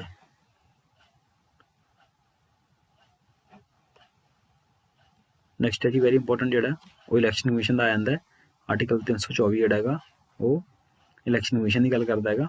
ਠੀਕ ਹੈ, ਤੇ ਇਲੈਕਸ਼ਨ ਕਮਿਸ਼ਨ ਦੀ ਸਥਾਪਨਾ ਕੀਤੀ ਗਈ ਹੈ, ਸਾਨੂੰ ਪਤਾ ਵੀ 25 ਜਨਵਰੀ 1950 ਨੂੰ ਸਥਾਪਿਤ ਕੀਤਾ ਗਿਆ ਸੀ ਸਾਡਾ ਇਲੈਕਸ਼ਨ ਕਮਿਸ਼ਨ ਜਿਹੜਾ। ਠੀਕ ਹੈ, ਤੇ ਉਸ ਤੋਂ ਬਾਅਦ ਜੀ ਇੱਕ ਆਰਟੀਕਲ 338 ਵੀ ਇੰਪੋਰਟੈਂਟ ਹੈ। ਤੇ ਇਹ SC ST ਲਈ ਇੱਕ ਜਿਹੜਾ 338 ਦੇ ਤਹਿਤ ਤਾਂ SC ਕਮਿਸ਼ਨ ਹੈ, ਤੇ ਜਿਹੜਾ ST ਕਮਿਸ਼ਨ ਹੈ ਉਹ 338A ਦੇ ਤਹਿਤ ਹੈ। ठीक है जी, ये काफ़ी इंपॉर्टेंट आर्टिकल है। तो एक ਜਿਹੜਾ ਬੈਕਵਰਡ ਕਲਾਸਿਸ ਦੇ ਲਈ ਹੈਗਾ ਕਮਿਸ਼ਨ ਜਿਹੜਾ ਉਹ ਆਰਟੀਕਲ 340 ਦੇ ਤਹਿਤ ਆਉਂਦਾ, ਇਹ ਵੀ ਇੰਪੋਰਟੈਂਟ ਹੋ ਸਕਦਾ ਆਰਟੀਕਲ। ਠੀਕ ਹੈ, ਇੱਕ ਆਰਟੀਕਲ 343 ਜਿਹੜਾ ਇਹ ਆਫੀਸ਼ੀਅਲ ਲੈਂਗੁਏਜ ਆਫ ਯੂਨੀਅਨ, ਠੀਕ ਹੈ, ਜਿਹੜੀ ਸੰਘ ਦੀ ਰਾਜ ਭਾਸ਼ਾ ਹੋਊਗੀ ਕਿਹੜੀ ਹੋਊਗੀ ਉਹ, ਠੀਕ ਹੈ। ਤੇ ਇੱਕ official language of A state, ਠੀਕ ਹੈ। ਤੇ ਨੈਕਸਟ ਹੈ ਜੀ 351 ਆਰਟੀਕਲ ਦੇ ਤਹਿਤ ਖੈਰ ਇੰਨਾ ਇੰਪੋਰਟੈਂਟ ਨਹੀਂ ਹੈਗਾ, directive of development of the Hindi language ਇੰਨਾ ਜ਼ਿਆਦਾ ਇੰਪੋਰਟੈਂਟ ਨਹੀਂ ਹੈਗਾ। ਅਗਰ ਜਿਹੜੇ ਪਾਰਟ 18 ਦੇ ਐਮਰਜੈਂਸੀ ਜਿਹੜੇ ਆਰਟੀਕਲ ਰਿਲੇਟਡ ਨੇ ਇਹ ਕਾਫੀ ਇੰਪੋਰਟੈਂਟ ਨੇਗੇ। ਇਹ ਤਹਿਤ 352 ਦੇ ਤਹਿਤ ਸਾਡੇ ਜਿਹੜਾ ਨੈਸ਼ਨਲ ਐਮਰਜੈਂਸੀ ਲਾਈ ਜਾਂਦੀ ਹੈ। ਤੇ ਆਰਟੀਕਲ 356 ਦੇ ਤਹਿਤ ਰਾਸ਼ਟਰਪਤੀ ਸ਼ਾਸਨ ਲਾਇਆ ਜਾਂਦਾ ਰਾਜਾਂ ਦੇ ਵਿੱਚ। ਤੇ ਆਰਟੀਕਲ 360 ਦੇ ਤਹਿਤ ਜਿਹੜੀ ਫਾਈਨੈਂਸ਼ੀਅਲ ਐਮਰਜੈਂਸੀ ਲਾਈ ਜਾਂਦੀ, ਜਿਹੜਾ ਕਿ ਅਸੀਂ ਅਮਰੀਕਾ ਤੋਂ ਅਡੋਪਟ ਕੀਤਾ ਸੀਗਾ ਇਹ, ਠੀਕ ਹੈ। ਤੇ ਆਰਟੀਕਲ 361 ਦੇ ਤਹਿਤ ਜਿਹੜਾ ਸਾਡਾ ਰਾਸ਼ਟਰਪਤੀ ਹੈ ਉਹਨੂੰ ਕੁਝ ਸਪੈਸ਼ਲ ਪਾਵਰ ਜਿਹੜੀਆਂ ਮਿਲੀਆਂ ਹੋਈਆਂ ਨੇ ਤੇ ਗਵਰਨਰ ਨੂੰ ਸਪੈਸ਼ਲ ਪਾਵਰ ਮਿਲੀਆਂ ਹੋਈਆਂ ਨੇ ਆਰਟੀਕਲ 361 ਦੇ ਤਹਿਤ, ਠੀਕ ਹੈ ਜੀ। ਤੇ ਆਰਟੀਕਲ 368 ਦੇ ਤਹਿਤ ਸਾਡੇ ਅਸੀਂ ਸੰਵਿਧਾਨ ਦੇ ਵਿੱਚ ਕੀ ਕਰ ਸਕਦੇ ਹਾਂ, ਸ਼ੋਧਾਂ ਕਰ ਸਕਦੇ ਹਾਂਗੇ, ਠੀਕ ਹੈ ਜੀ। ਤੇ ਆਰਟੀਕਲ 370 ਜਿਹੜਾ ਇਹਨੂੰ ਖਤਮ ਕਰ ਦਿੱਤਾ ਗਿਆ ਹੁਣ। ਤੇ ਇਹ ਸਾਡਾ ਇੱਕ ਟੈਂਪਰੇਰੀ ਪ੍ਰੋਵੀਜ਼ਨ ਪ੍ਰਦਾਨ ਕਰਦੇ ਸੀ ਕਿਹਨੂੰ, ਜੰਮੂ ਐਂਡ ਕਸ਼ਮੀਰ ਸਟੇਟ ਨੂੰ, ਠੀਕ ਹੈ ਜੀ। ਤੇ ਇਹਨੂੰ ਜਿਹੜਾ ਸੀ 2019 ਦੇ ਵਿੱਚ ਖਤਮ ਕੀਤਾ ਗਿਆ ਹੈਗਾ। ਤੇ ਇਸ ਤੋਂ ਇਲਾਵਾ ਆਰਟੀਕਲ 71 ਇਹ ਜਿਹੜਾ ਹੈਗਾ ਇਹ ਨਾਗਾਲੈਂਡ ਨੂੰ ਇੱਕ ਸਪੈਸ਼ਲ ਪ੍ਰੋਟੈਕਸ਼ਨ ਦਿੰਦਾ ਹੈਗਾ। ਤੇ ਆਰਟੀਕਲ 371 ਇਹ ਕਰਨਾਟਕਾ ਤੇ ਹੈਦਰਾਬਾਦ ਨੂੰ ਕੀ ਕਰਦਾ, ਇੱਕ ਸਪੈਸ਼ਲ ਪ੍ਰੋਟੈਕਸ਼ਨ ਦਿੰਦਾ। 371 ਦੇ ਤਹਿਤ ਹੀ ਕਈ ਹੋਰ ਬਹੁਤ ਸਾਰੀਆਂ ਜਿਵੇਂ ਮਹਾਰਾਸ਼ਟਰ ਦਾ ਕੁਛ ਏਰੀਆ ਹੈਗਾ, ਠੀਕ ਹੈ ਨਾ। ਤਾਂ ਇਸ ਤਰ੍ਹਾਂ ਦੀ ਜਿਹੜੀ ਸਟੇਟਸ ਨੇ ਉਹਨੂੰ ਵੀ ਜਿਹੜਾ ਸੀ ਉਹ ਸਪੈਸ਼ਲ ਜਿਹੜਾ ਦਰਜਾ ਉਹ ਮਿਲਿਆ ਹੋਇਆ ਹੈਗਾ, ਠੀਕ ਹੈ। ਪਰ ਉਹਨੂੰ ਜਿਹੜਾ ਦਰਜਾ ਸੀ ਉਹ ਜੰਮੂ ਕਸ਼ਮੀਰ ਦੀ ਤਰ੍ਹਾਂ ਨਹੀਂ ਸੀਗਾ, ਇਹ ਸਟੇਟ ਦੇ ਵਿੱਚ ਹੀ ਭਾਰਤ ਦੇ ਦਾਇਰੇ ਦੇ ਵਿੱਚ ਜਾਂ ਸੰਵਿਧਾਨ ਦੇ ਦਾਇਰੇ ਦੇ ਵਿੱਚ ਰਹਿੰਦੇ ਹੋਏ ਇਹਨੂੰ ਜਿਹੜਾ ਸੀਗਾ ਦਰਜਾ ਮਿਲਿਆ ਹੋਇਆ ਹੈਗਾ। ਤੇ ਠੀਕ ਹੈ, ਹੁਣ ਧਾਰਾ 370 ਨੂੰ ਖਤਮ ਕਰ ਦਿੱਤਾ ਗਿਆ ਤੇ ਇਹਦੇ ਵਿੱਚ 35A ਨੂੰ ਵੀ ਖਤਮ ਕੀਤਾ ਗਿਆ ਹੈਗਾ, ਠੀਕ ਹੈ ਜੀ। ਆਰਟੀਕਲ 35A ਨੂੰ ਤੇ ਆਰਟੀਕਲ 370 ਨੂੰ ਖਤਮ ਕੀਤਾ ਗਿਆ ਹੈਗਾ, ਠੀਕ ਹੈ ਜੀ। ਤੇ ਆਈ ਹੋਪ ਕਿ ਤੁਹਾਨੂੰ ਇਹ ਵੀਡੀਓ ਪਸੰਦ ਆਈ ਹੋਊਗੀ। ਤੇ ਮੈਨੂੰ ਆਸ ਕਰਦਾ ਵੀ ਮੈਂ ਜਿੰਨੀਆਂ ਵੀ ਵੀਡੀਓਜ਼ ਪਾਊਂਗਾ ਤੁਸੀਂ ਉਹਨੂੰ ਵੱਧ ਤੋਂ ਵੱਧ ਸ਼ੇਅਰ ਕਰੋਗੇ। ਜੇ ਤੁਸੀਂ ਹੁਣ ਤੱਕ ਮੇਰਾ ਚੈਨਲ ਸਬਸਕ੍ਰਾਈਬ ਨਹੀਂ ਕੀਤਾ ਤਾਂ ਇਹਨੂੰ ਪਲੀਜ਼ ਸਬਸਕ੍ਰਾਈਬ ਕਰ ਦਿਓ। ਤੇ ਤਾਂ ਕਿ ਇੱਕ ਉਹ ਘੰਟੀ ਦਾ ਬਟਨ ਆਉਂਦਾ ਇਹਦੇ ਵਿੱਚ ਤਾਂ ਉਹਨੂੰ ਤੁਸੀਂ ਦਬਾ ਸਕਦੇ ਹੋ, ਤਾਂ ਕਿ ਜਿਹੜੀ ਵੀ ਵੀਡੀਓਜ਼ ਮੈਂ ਪਾਊਂਗਾ ਤਾਂ ਉਹ ਤੁਹਾਨੂੰ ਤੁਰੰਤ ਤੁਹਾਡੇ ਤੱਕ ਪਹੁੰਚ ਜਾ ਕਰਨਗੀਆਂ। Thank you.